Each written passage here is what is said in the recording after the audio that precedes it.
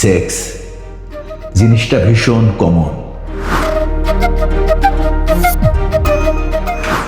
কিন্তু আদর করে বুকের সাথে মাথা চেপে ধরে মাথায় হাত বুলানোটা মোটেও কমন নয়।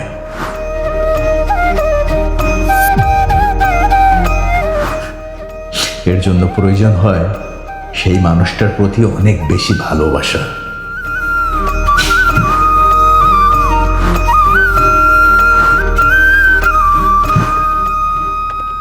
সেক্স করার আগে শাড়ি খোলা বা কপালে টিপ উঠানো এটা খুব বেশি কমন, কিন্তু শাড়ির আঁচলটা ঠিক করে ব্লাউজের সাথে পিন সেট করে দেওয়াটা মোটেও কমন নয়।